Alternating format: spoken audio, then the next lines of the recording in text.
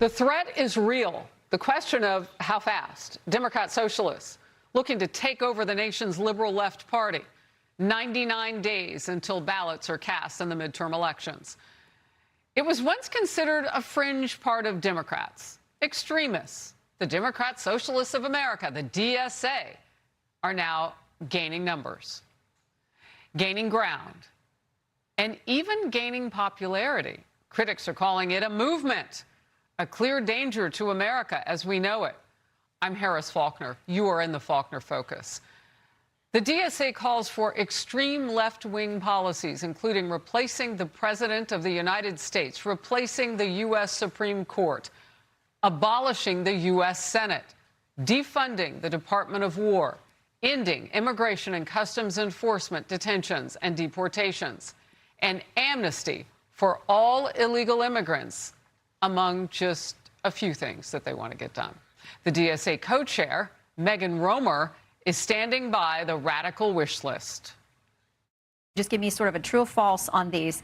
Abolish the Senate. True.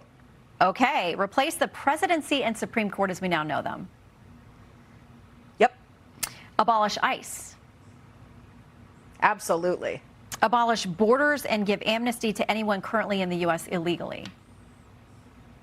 As a long-term plan, yep. Defund the Pentagon. Absolutely. Abolish prisons, at least in large part. Yeah, again, that as part of a long-term program, yeah. Okay, so no prisons. Government or public ownership of most large corporations.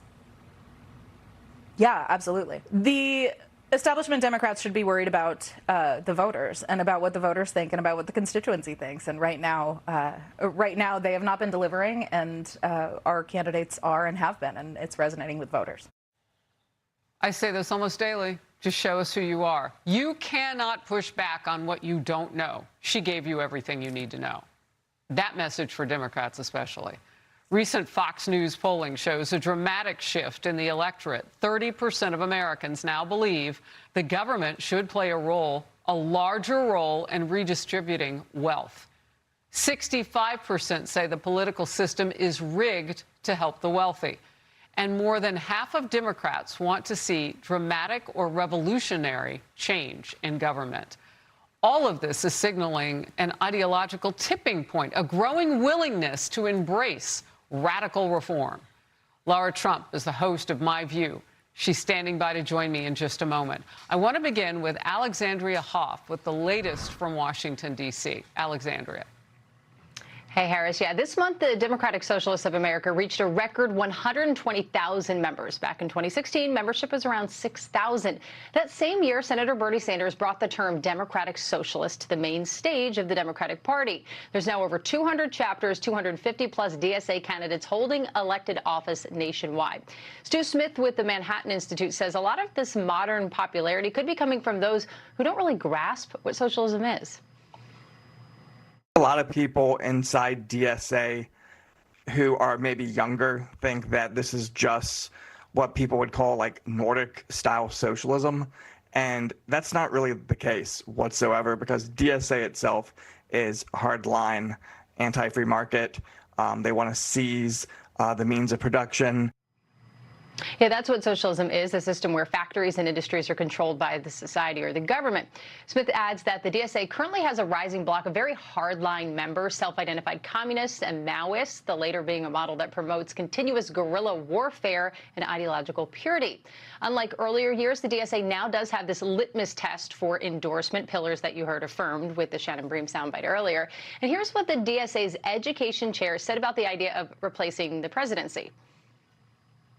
We might not have a president, but what we should have is an executive that's actually chosen democratically and is accountable to the representatives of the people, right? So instead, we're envisioning something more like a prime minister. Yeah, well, prime minister is not elected, but chosen by the government. And Harris, there's been a historical shift in the DSA. One founding principle when it was started in 1982 was supporting Israel. That is obviously completely reversed. We'll send it back to you. Alexandria, thank you very much. The Wall Street Journal editorial board argues, quote, the common denominator in all of these DSA proposals is eliminating barriers to rapid radical change. The socialists want a single-branch legislature that can sweep into power in a single election, dominate the presidency, and neuter the judiciary as a check on that power as well. With those checks gone, they can impose their agenda that will be nearly impossible to undo. Lara Trump is the host of My View on Fox News. Great to see you today. First of all, just your top-line thoughts about the goal here. I mean, honestly, this should terrify every single American, Harris. What you are hearing, and you heard it there from the co-chair of the DSA, is that they basically want to destroy America. We've heard the terms fundamentally transform our country. We heard that before. These people are telling you now exactly how they want to do that. If these individuals, these socialists, and I think we should basically call them communists, get their way, America will be unrecognizable. And as you heard from the Wall Street Journal editorial board there, you don't come back from that. Whenever the power is taken away from the people, we do not get it back. Whenever they take your homes away, whenever they take your businesses away, whenever everything belongs to the government, we don't get it back. It is a really frightening prospect that so many people are falling for this, but I think it all goes back to educating the public. There's been a concerted effort not to educate the young in America right now. And if you look at the bulk of the individuals who are supporting DSA, a lot of them are young people. We have to talk about socialism. We have to talk about communism. We have to talk about why it doesn't work. Otherwise, this could be a very real prospect. Look, what you're laying out, though, is something that is so fertile for the Democrat Party to just sit down. And if they do that, this country doesn't have that party. And that will change America first. And then all the other things kind of go with what you're saying. In a recent article, former Obama Chief of Staff Rahm Emanuel said the so-called Bernie bros could spoil Democrats' midterm chances. But Senator Bernie Sanders says this. There is a strong division within the Democratic Party. You have an establishment like Rahm Emanuel, who are dependent on billionaire campaign contributors who want to maintain the status quo.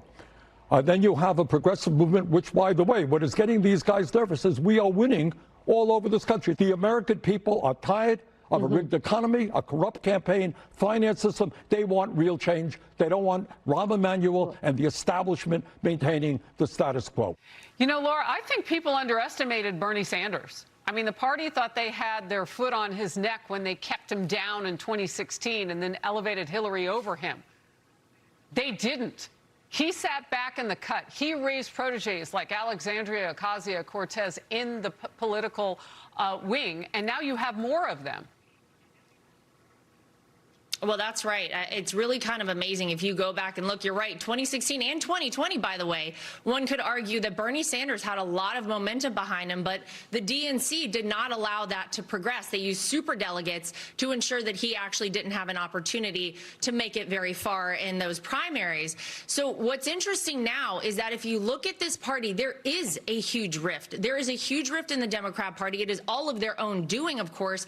They allowed, while they never really took it seriously, they allowed this very radical kind of fringe wing of their party to gain momentum. And their calculus was generally, if these people are against Trump and they are getting us attention and voting eyes on us, then they are good. But now this is where they have allowed these people to kind of overtake their entire party. If Republicans are smart, as we head into November, we have to continue talking about that, because I think there are some Democrats out there, Harris, who really don't want to vote for these things. You know, you have 52% of Democrats saying they see socialism in a favorable light. Well, what about the 48%? Exactly. What about the rest of them? And if Republicans are smart going into these midterms, we need to show exactly who these people are, continue talking about what they want to do, and hopefully that splits the vote. Hopefully some of those Democrats stay home, and hopefully it's advantageous to Republicans in these midterm elections. Look, Laura, you and I both dig into this a lot.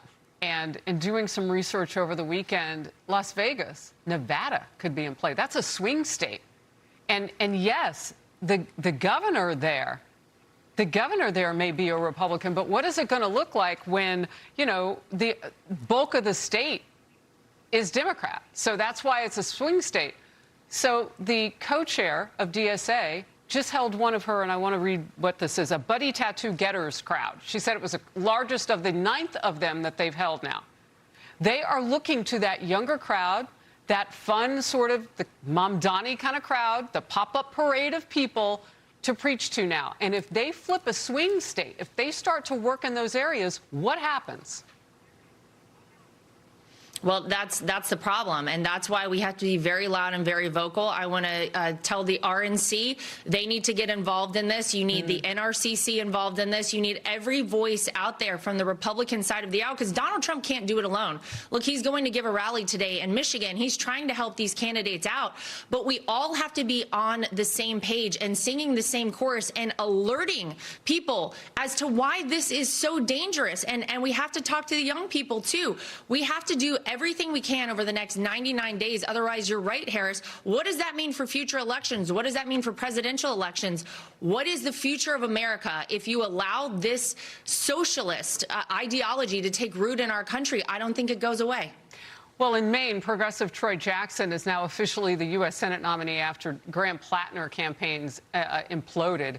But some critics are slamming the delegation process as more of a coronation after nearly every single vote in a last-minute convention came about. And here is Jackson himself. I know that this is a big deal, and a lot of people are counting on me. So there's a bit of trepidation, and I want to make sure that I deliver for people. I understand how there's people out there that are dismayed, frustrated. I don't know if it's actually pushing the reset button. I think it's just making sure people know that it was always about the issues. Talk to me about that race. Well, it's been interesting, I think, to watch the Democrats do in Maine what it seems like is kind of their standard playbook now, which is have really bad candidates, kind of make excuses for these candidates, allow for bad behavior, tell their voters they should vote for these people anyway, until it looks like those people can't win. Then they usher them out, coronate somebody else. We saw it in 2024 with Joe Biden and Kamala Harris. And look, it's a big mess for them up there. Their voters really have not had a choice. And I think Susan Collins now hopefully stands to have a better shot in this race. Graham Plattner did have a lot of energy behind him, but with this whole situation, I think probably a lot of Maine voters feel like they have not had a choice or an opportunity to choose their representative. And by the way, I mean, he was a member and a leader on the Maine Congress for years.